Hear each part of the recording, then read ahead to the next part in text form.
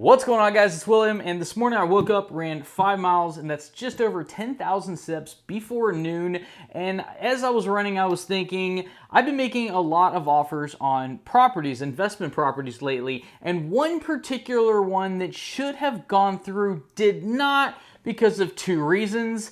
Let's dive into it. Welcome to the Smack Fest, the beat down. The SWAT team is here on another beautiful day of shutting the week down. And if we're just meeting, my name is William Dauria. I am a real estate investor full-time. I live off of passive income, and I want to show you how to do the same. I have a portfolio of single-family, multifamily, and commercial units. So this particular property was in North Texas. It was a 4-bedroom house just shy of 2,000 square feet, and they were asking, or I should say the wholesaler was asking $180,000. Now, upon further evaluation, I determined that the ARV on this property is actually like 225 if done correctly, but this was the condition of the property as I walked up. Now first, before I go in there is a reason that I went to go look at this property, even though the spread, the profit margin,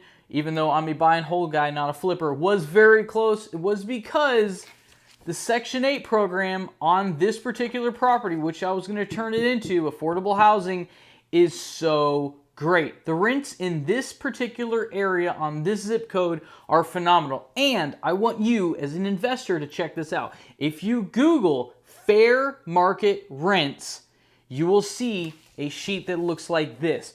It's got all the zip codes. It's got an efficiency, 1 bedroom, 2 bedroom, 3 bedroom, and 4 bedroom, and it has the breakdown. So even though this house was for sale, they were asking $180,000, it actually rents for $2,960.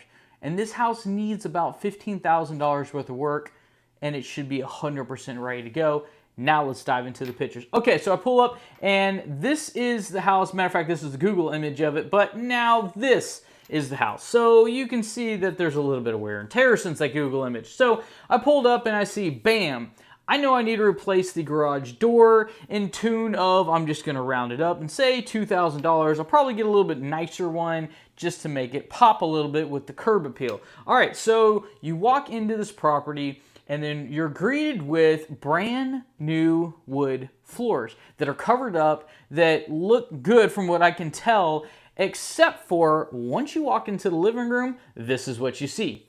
Bam. All right, so you get nothing but concrete, and you can see the wood in the kitchen is done. So I've got to mate basically the kitchen and the hallway together. So it's like, okay, I guess I'm just finishing the job. Hopefully it was started correctly and they were laid in the correct directions. I'm not an installer, but I know they like to typically lay them in a certain way. So I'm like, okay.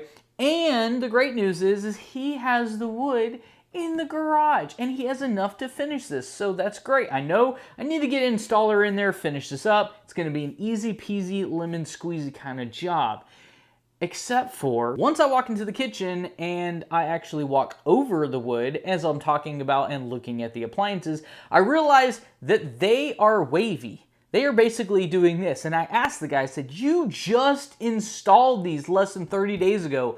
How are they already ruined? He said because he wanted to triple seal them. I guess that's putting a lot of sealant on it. Like I said, I'm not an installer. He put a lot of sealant on this, apparently ruining the brand new floors that he just put them in by trying to protect them. So basically what now happens is he had enough wood to finish the house, but once you have to tear out the kitchen, now the wood in the garage isn't enough to finish the job. Oh, and then he tells me that garage wood that's in there, in boxes, brand new, had been in there for over a year, and that they're currently also now discontinued. So now I don't have enough wood to finish the house. I also don't want to put that stuff into the house because, well, I want to use this as a rental, and it hasn't even made it through the install and is already damaged. And then I say, okay, I'm mentally wrapping myself around, you know, kind of what's needing to go on now. I was expecting just to come in and lay the floors. Now I have to buy more floors. Oh wait, I can't buy them because they're discontinued. Now I have to buy all the floors, and then I have to do tear out, and then I have to do install all over again, and they're glued down, which is going to cost me even more. On the removal, ask me how I know. I learned the hard way on a job before. So I walk into the master bedroom, and I'm greeted with this. So the dog obviously used this as his pee pad, and he thoroughly enjoyed it because as you continue around the corner, there's many more spots. So apparently when he needed to go, well, you know how they say about nature, when you gotta go, you gotta go. So that carpet is 100% gone, and that's okay because I was gonna carry the wood floor throughout, except for now that wood floor I don't have enough, so I have to buy all new stuff. But now that I am basically running my numbers and I'm saying, okay, this whole, everything in this house is gonna have to be tore up because when I walk into the other bedroom, the wood floor is installed. It's done. It is a different color. It's a different color because I guess he got it on special. He put different woods in the bedroom. They are done. They do look good, and they don't match the hallway that I'm about to have to tear up. They definitely won't match everything else that's going to be basically, you just have to now gut the whole house and redo everything. So basically, if you're going to come back and redo, give me a second. I was just looking at this earlier. Here it is. You're going to want to go with vinyl. It's super strong. I know that was already broken. I promise I did not just break it just now on camera. It's not brittle, I promise. It's super strong. It looks thin, but it's basically made of plastic, okay? This stuff is 100% waterproof. Like, you could, have a dog or a cat or whatever do a boo-boo on this and not know about it for a day, hopefully not two, and just wipe it up and there's going to be no damages. Now, this is called vinyl. Now, if you get something called laminate, it looks great. It looks like wood. It's thicker. It's cheaper, and that's why most people buy it. Except for once they lock in place, if they ever get wet, they bubble on the surface. If they get really wet, they'll literally swell and then they'll disconnect, and you cannot relock them because they've swelled up. Think of it like a really nice cardboard. If cardboard gets wet, well, what happens? It becomes soggy, nasty, and, well, you take the box and you throw it in the trash can, right?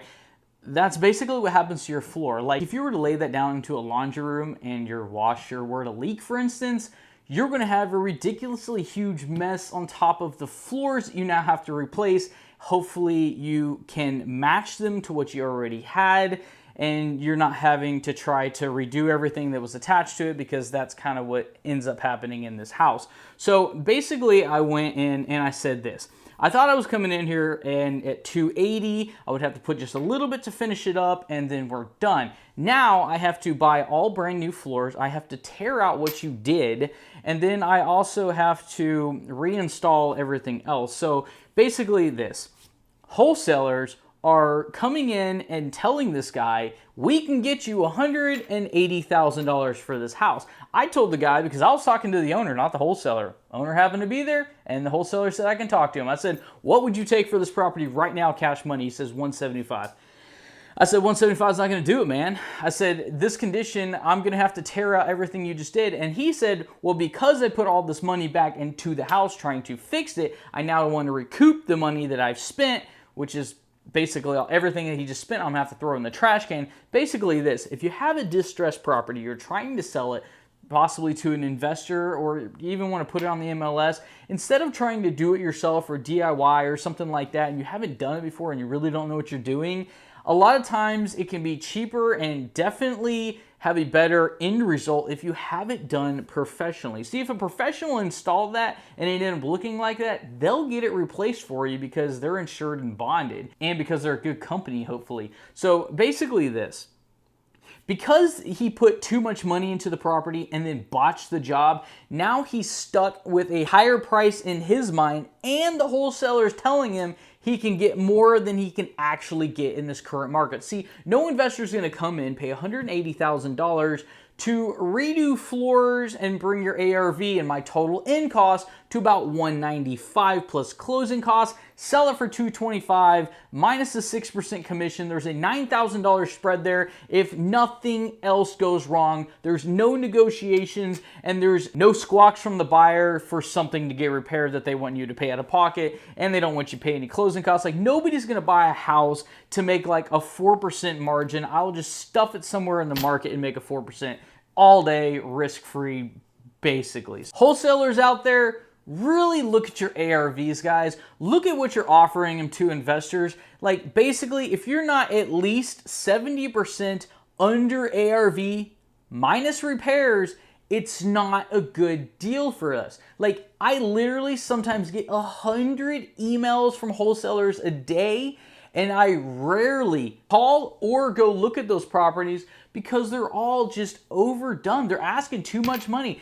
The ARV is here, the price is here, and it needs to be here, and then you got repairs. Like, that's where we need to get them, guys. So wholesalers, if you're out there, and I know you're watching this, and you want to make money, you need to make deals. In order to make deals, you need to either negotiate harder, or you need to come in with a little bit less margin on your end to make the deal happen. See, a deal that makes you something is better than a huge deal with a huge margin that never sells. And guys, that is my weekly rant for this week on that deal that I really, really wanted. I did go back to the seller, by the way, and I said this: I will give you $160,000. That is higher than I think that any investor is going to come in. I know it needs to be done. I've walked it. He knows he messed it up, and we'll see what happens. I just sent out that letter the other day. We'll see what happens. I'll let him mull on it and let him sit on it a little bit longer, and then eventually I think he may come around. I might even reach out to him in 30 days. Guys, if you like this content, hit the subscribe button. Let me know what you think about this video by smashing the like button, and I will see you on the next one.